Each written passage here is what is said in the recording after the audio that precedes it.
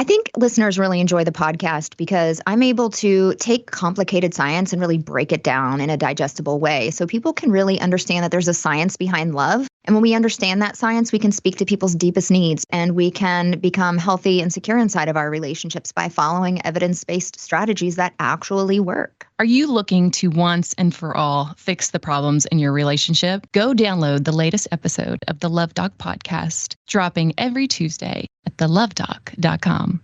Okay, welcome to the deep dive. We're looking at a bunch of sources you shared, all pointing towards, well, one specific thing. Love Island USA Season 7. That's right. And our job today, really, is to dive into this stuff, pull out the key bits, and figure out what questions were really top of mind for people, maybe like you, trying to watch the new season. Mm-hmm.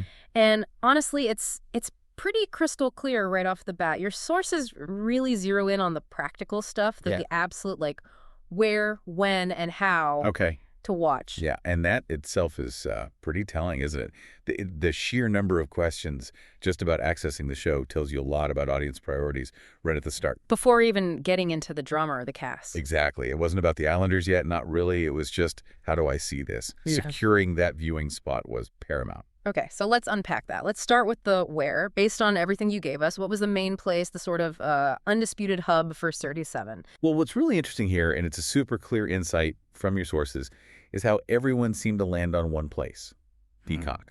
Right. We saw searches like just Peacock, Peacock TV, but also more specific things like where to watch Love Island, is these a Season 7 on Peacock? And even just, how to watch Love Island on Peacock. So it wasn't really ambiguous in people's minds. No, it really seems like Peacock was kind of the expected destination for this season. That name just kept coming up. Okay, Peacock's the main stage.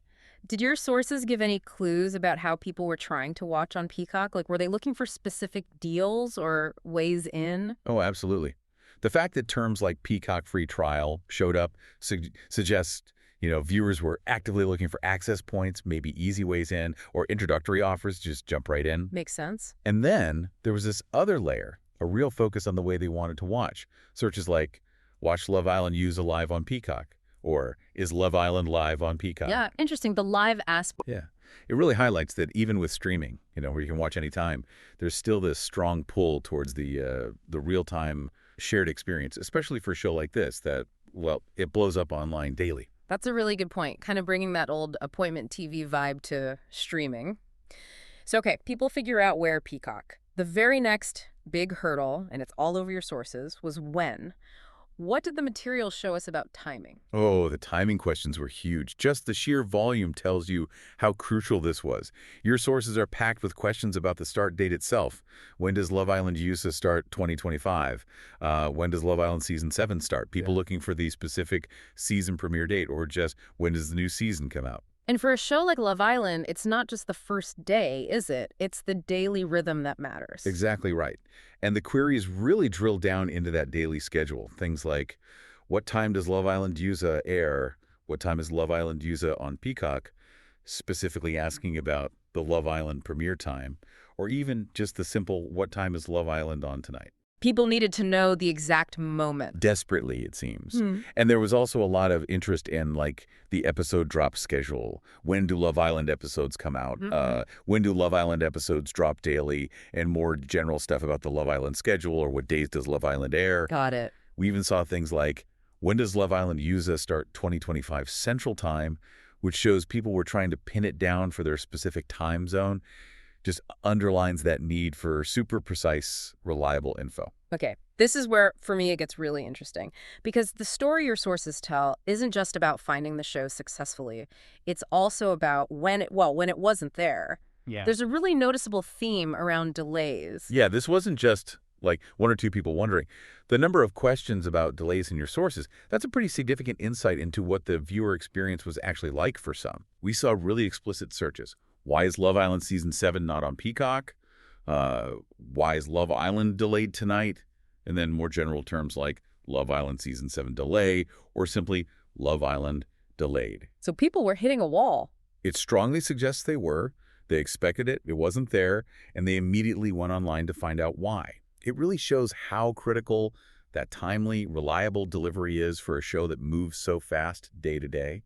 and how frustrating those interruptions must have been. So not just planning, but like active troubleshooting. Okay, so Peacock was dominant, but did your sources hint at any other places people might have been looking, even secondary ones? Well, Peacock was definitely king, but there was a mention of Bravo Love Island. Now, the sources you provided didn't really give context on whether that meant airing there or being talked about there or, something else entirely. A bit vague then. A bit vague, yeah. Yeah. But more generally, you still saw searches like, where is Love Island streaming? Or what channel is Love Island on? And just where to watch Love Island. It shows some viewers were maybe still casting a wider net, trying to pin down the right platform in the, let's face it, sometimes confusing streaming world. True. And we also saw searches focusing right on the start, like Love Island Season 7, Episode 1, and Love Island USA Season 7, Episode 2. Okay. And what about people?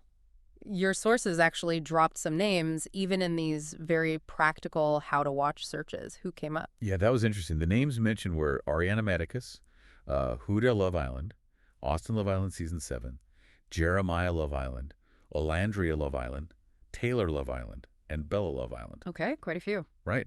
Now, your sources didn't say why these names, like who they are or their role, but the fact these specific names were popping up in searches about how and when to watch, that's kind of fascinating. What does that suggest, do you think? Well, it suggests these individuals might have already had some kind of preseason buzz or, prominence, enough that people were already connecting their names directly with the act of finding and watching the new season itself. Interesting. So even before day one, certain names were linked to just tuning in. Okay, so beyond the TV screen or the streaming app, where else were viewers engaging, according to your sources? Your sources specifically mentioned Love Island USA Season 7 on Twitter and Love Island USA Season 7 Reddit. Ah, the social side. Exactly.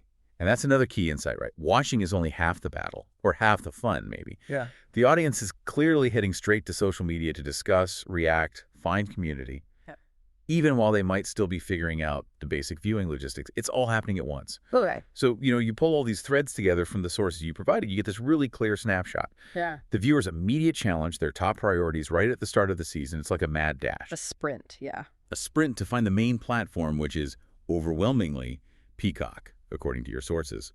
Then nail down the exact time, the schedule. Mm. And finally, troubleshoot any hiccups like those delays we saw mentioned so often. This intense focus purely on access really underscores how vital that seamless, reliable delivery is, especially for keeping audiences hooked on a show that really thrives on being consumed daily and talked about constantly online. Right. So that really brings our deep dive into your source material here to a close.